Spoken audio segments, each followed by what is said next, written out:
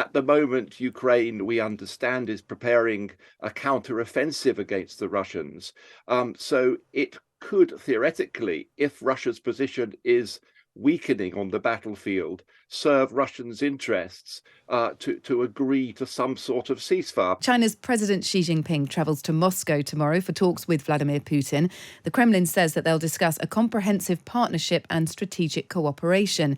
This will be President Xi's first visit since Russian troops invaded Ukraine. What might come of the meeting then? Let's find out from Ian Williams. He's the author of Fire of the Dragon, China's New Cold War. He also used to be a foreign correspondent in Moscow, so I'd say he's the perfect person for the job. Thank you, Ian, for joining us. Good morning, Kate. First things first, Ian, do we know what strategic cooperation the two leaders are likely to discuss? What do you think will be on the agenda? Well, I think they have a very different vision of what that means. Russia will be pressing for more economic assistance, but crucially for more technological and military assistance.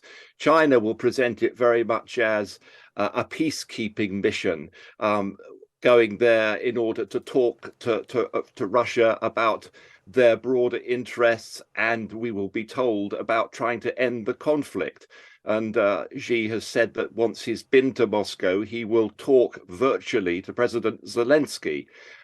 It's hard to know what, if anything, will come from this, because in my view, China is somewhat discredited as a potential peacemaker because it has effectively been underwriting Putin's war, both in terms of the enormously increased trade in hydrocarbons, dual-use kit, and other things which have got very close to that red line of providing arms and ammunition to Russia. So it will be watched very carefully, as indeed will the language, with Russia playing up the strategic cooperation, and China wanting to try and appear like a peacemaker, even though that is somewhat lacking in credibility. China want a ceasefire, don't they? Which is not necessarily going to satisfy either Russia or Ukraine. No, but arguably it could satisfy Russia better because they're bogged down, but they're still in possession of 17% of Ukraine. And at the moment, Ukraine, we understand, is preparing a counter-offensive against the Russians. So it could theoretically, if Russia's position is weakening on the battlefield, serve Russians' interests to agree to some sort of ceasefire. But as we've seen in the past, when Russia has claimed that it is stopping its activities on the battlefield, this has really not been borne out. It hasn't happened in a way that they have pledged. Let's talk about the relationship between the two men, Xi and Putin.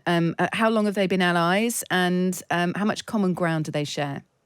Well, it's an intriguing one, Kate, because if you look historically, this is a relationship that really shouldn't exist, because they came to blows. They almost came to a nuclear war at one point over border disputes. And of course, Russia historically has bitten off huge chunks of China. So there have been enormous tensions over the years.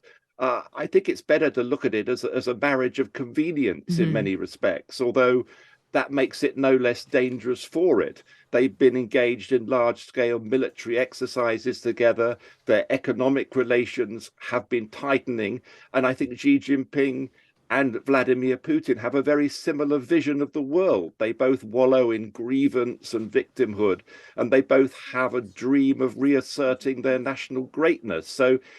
And of course, they have said just before the Olympic Games last year, just before the invasion, that their relationship is without limits. So it's a marriage of convenience, but a very dangerous one. Yeah, they share a border, don't they? 4,000 kilometres long. So there is mutual interest. They signed that treaty, or rather, China's former leader signed the Treaty of Good Neighbourliness and Friendly Cooperation in 2001, and I just love the sort of flourishing titles of things like that. I mean, what might convince President Xi to step away from Putin?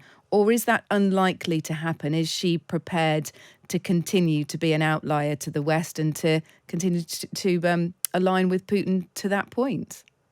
I think he's gone too far in his relationship with Putin for us to see any meaningful step back. I mean, in some respects, it makes no sense because China is heavily invested in the world economy, is dependent upon a stable international economic environment.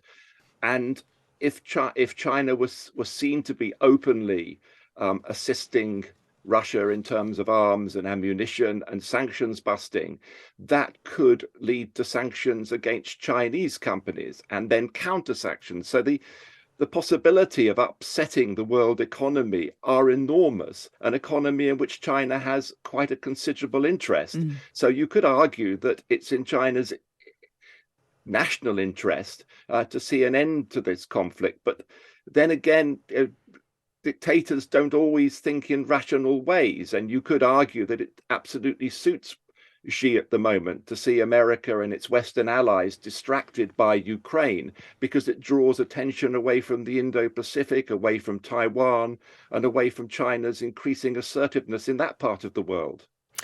There we go. Well, it's a fascinating meetup. Quite whether we'll get anything significant from it is another thing, but it's a chance for both leaders to perhaps share in their mutual distrust of the West. Thank you so much, Ian Williams. Always fascinating. Author of Fire of the Dragon, China's New Cold War.